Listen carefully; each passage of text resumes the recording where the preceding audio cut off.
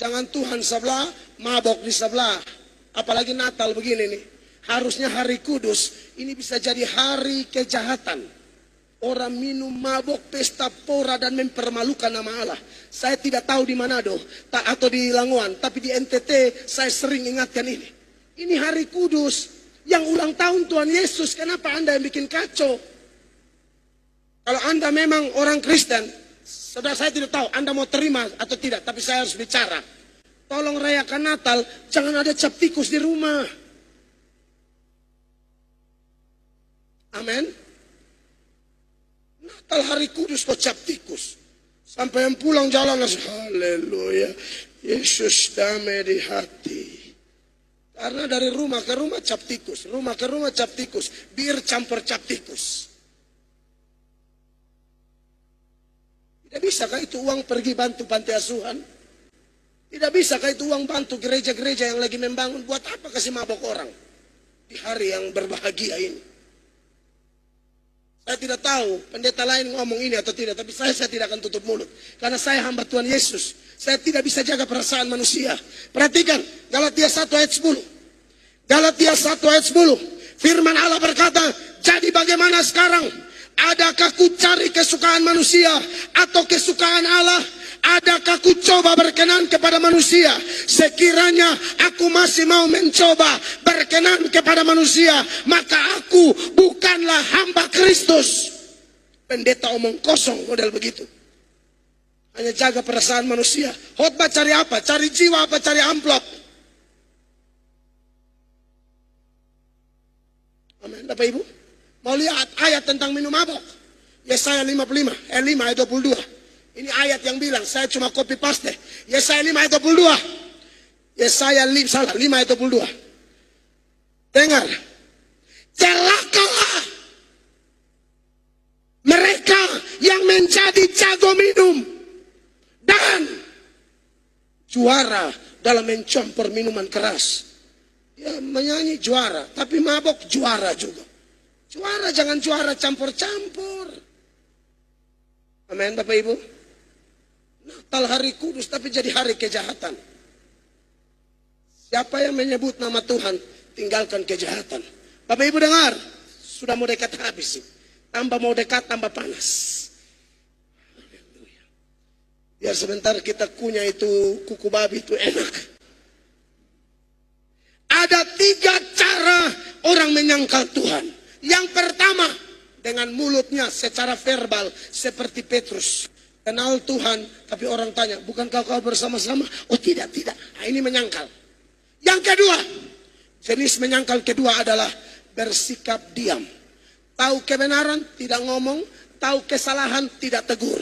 Padahal Alkitab berkata, teguran nyata-nyata lebih baik daripada apa? Kasih yang tersembunyi. Saya cinta Bapak Ibu terkasih. Karena kami hamba Tuhan ini, nanti mati Tuhan tanya. Contoh, Hemel Atok, kau ke Langoan itu, kau tegur yang selingkuh-selingkuh tidak? Hemel Atok, kau ke Sulawesi Utara itu, waktu mau Natal, kau tegur mereka tentang minuman keras tidak? Kami ditanyai, Tuhan bilang apa sama Yeskiel?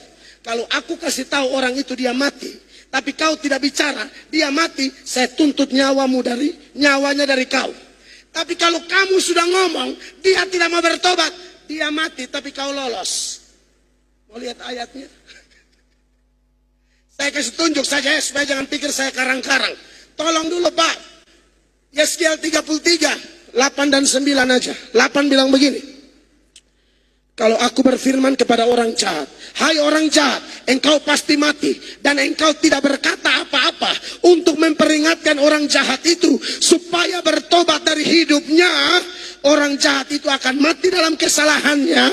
Tetapi aku akan menuntut pertanggungan jawab atas nyawanya daripadamu. Kasihan kita hamba Allah ini. Makanya saya tidak akan jaga perasaan siapapun. 9. Sekalipun baru pertama kali saya datang Langoan.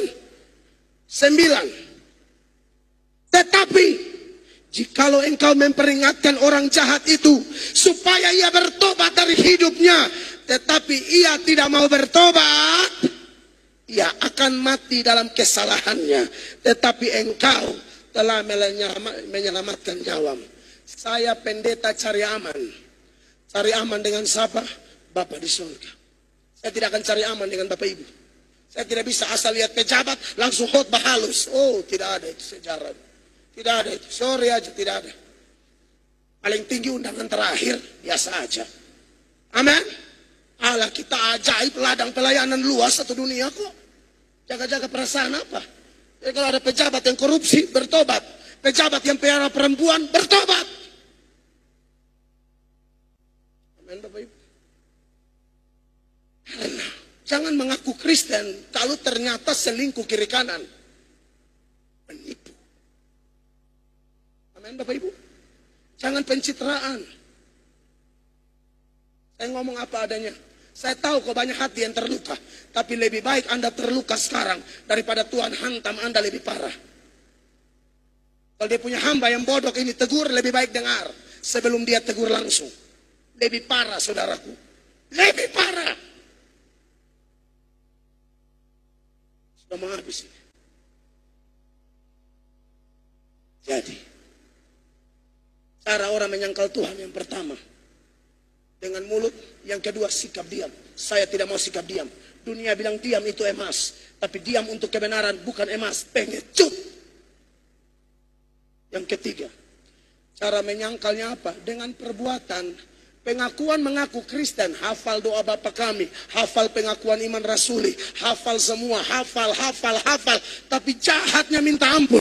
Titus 1 ayat 16. Ini sudah tambah mau habis. Mereka mengaku mengenal Allah, tetapi dengan perbuatan mereka, mereka menyangkal dia. Saudara lihat, mereka mengaku mengenal Allah, tapi dengan perbuatan menyangkal dia. Mereka keji dan durhaka dan tidak sanggup berbuat sesuatu yang baik. Itu jenis menyangkal yang ketiga. Banyak orang tidak menyangkal jenis 1 dan jenis 2, tapi banyak di kantong Kristen menyangkal jenis 3. Kristen tapi jahat. Ayat terakhir kita bangkit berdiri. Berarti benar-benar habis. 2 Timotius 2 ayat 19. Saya ngomong ada dasar semua. Saya pengkhotbah firman, bukan pengkhotbah cerita sejarah nenek moyang. Firman Allah nomor 1. Mari kita baca 2 Timotius 2 ayat 19. 1, 2, 3. Tetapi dasar yang diletakkan Allah itu teguh. Dan meterainya ialah Tuhan mengenal siapa kepunyaannya. Dan setiap orang yang menyebut nama Tuhan hendaklah apa? Meninggalkan kejahatan. Beri tepuk tangan yang meriah bagi Tuhan. Pemusik dan pemuji ada di depan.